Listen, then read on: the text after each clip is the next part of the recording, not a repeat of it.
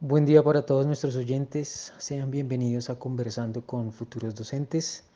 El día de hoy escucharemos a 4 futuros docentes que nos compartirán sus puntos de vista sobre importantes temas que atañen al contexto educativo.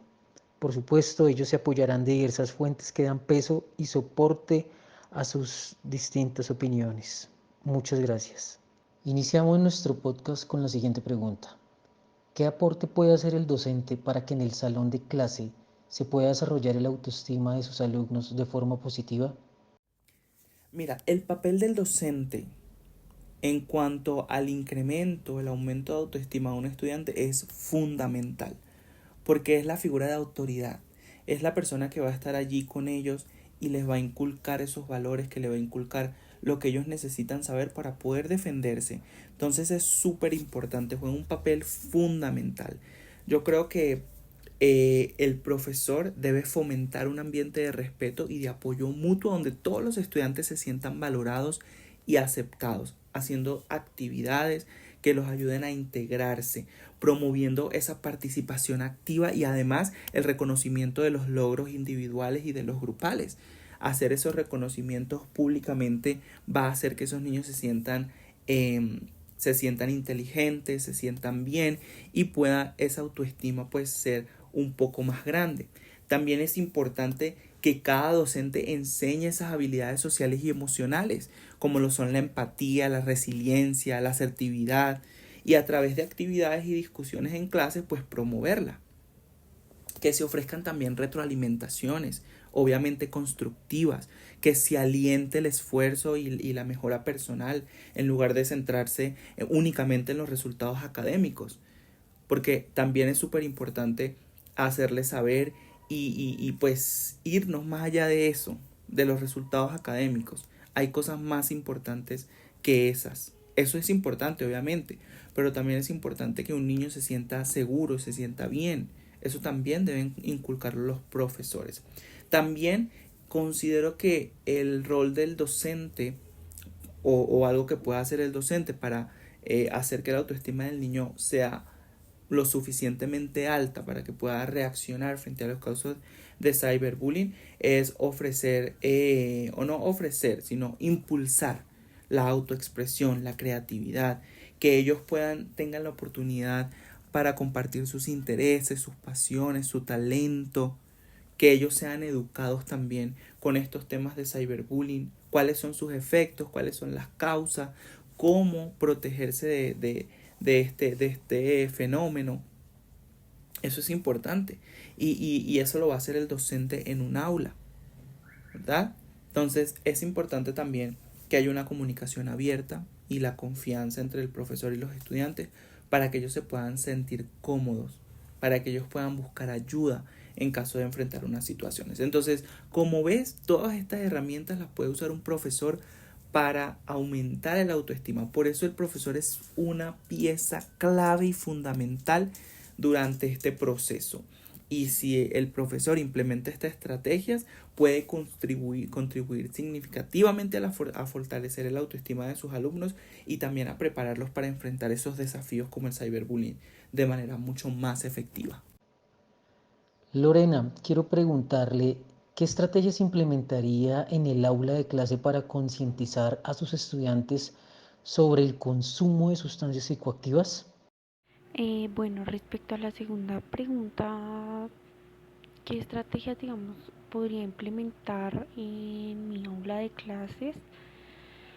Pues ya siendo mi aula de clases un lugar de jóvenes que oscilan entre los 13, 14, 15 años y que si alguno de ellos está consumiendo alguna sustancia psicoactiva, digamos que primero le daría una orientación, un acompañamiento sobre qué lo llevó y lo conllevó a utilizar estas sustancias, porque pues como había indicado anteriormente se debe a varios factores, pueden ser varios factores como abusos, simplemente por encajar o simplemente porque se sienten solos, depresivos, entonces como generarle como una orientación, un acompañamiento si ya es consumidor. Pero si yo quiero prevenir a mis jóvenes, a mis estudiantes de que no lo hagan, digamos que como siempre se realizan, muestran videos o les entregan folletos sobre no el consumo o se habla en las reuniones de padres, se hablan con los padres. Yo quisiera ir como más hacia a lo dinámico, hacia más real. Por ejemplo, llevarlos digamos a los jóvenes les gusta mucho salir, les gusta salir de su rutina. Entonces que digamos todos los días están en sus clases, están en los colegios, hacer algo diferente, llevarlos digamos a un tipo de paseo, un recorrido, donde ellos puedan aprender y escuchar sobre experiencias reales vividas por otros muchachos, digamos como llevarlos a fundaciones que están dedicados a luchar, digamos, contra esta enfermedad, porque en sí las drogas son como una enfermedad que consume a nuestros muchachos. Entonces, sería así, llevarlos como a fundaciones donde ellos puedan escuchar las vivencias de otros jóvenes, a lo que pueden llegar si ellos siguen o tocan el tema de las drogas. Entonces que ellos por experiencia propia escuchen cómo ellos llegaron allá, qué los llevó allá, por qué llegaron allá y, y, y con esto lograr estimular a que tengan pues una conducta pues más responsable, tengan se les abra un poquito más, digamos, la mente de que no es una solución a sus problemas y digamos que abarquen muchos temas donde se les pueda indicar que pueden realizar actividades aparte que no es una solución, sino que hay actividades donde ellos pueden, digamos, también refugiarse y que no les va a afectar, digamos, a futuro, porque en sí, digamos, las drogas les van a afectar. No, ahorita no lo ven, pero más adelante sí les puede llegar a afectar mucho su salud. Wendy, ¿cuáles son las estrategias desde la educación referente al abuso sexual? Bueno, para responder a tu segunda pregunta, pienso que el docente debe ayudar a que los alumnos comprendan de manera más clara qué es un abuso sexual, una modalidad de maltrato grave que transgrede la libertad sexual y la dignidad del humano. Pero el problema acá es de que siempre son de carácter sancionatorio y reparador, es decir, cuando el abuso ya ocurrió, pero ¿dónde queda el de carácter preventivo?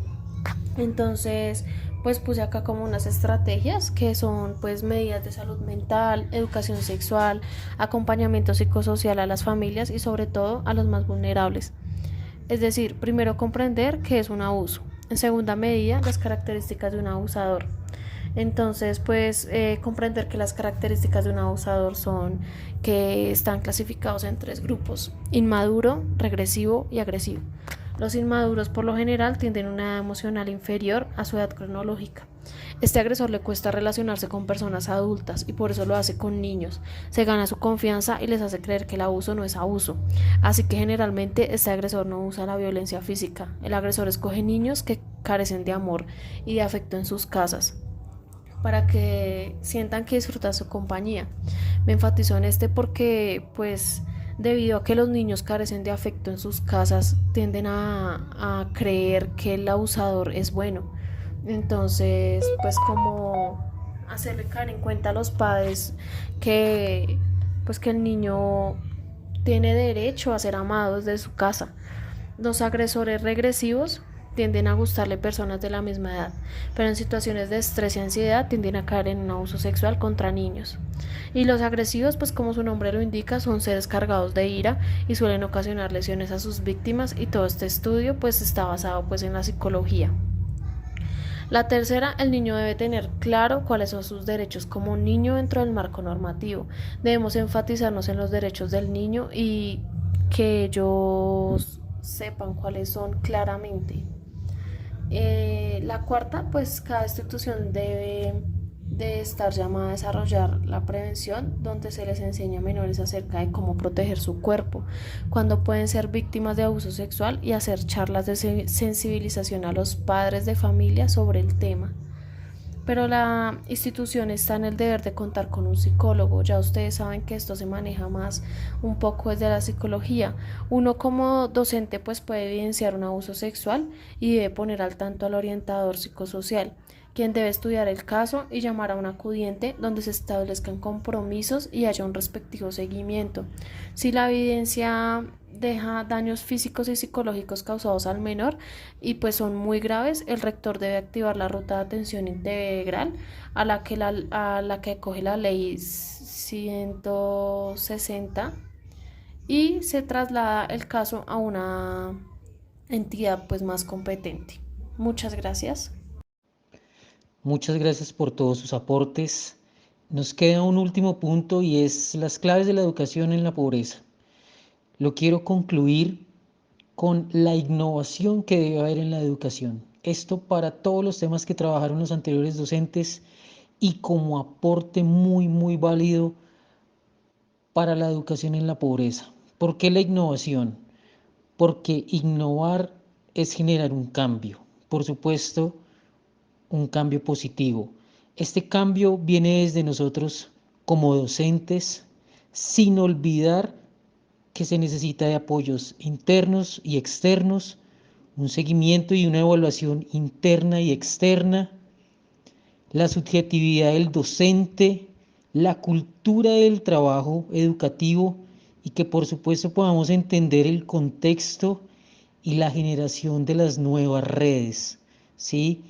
A esto nos referimos con innovación educativa, una innovación que pide a gritos la educación para los futuros estudiantes y por supuesto para los futuros docentes.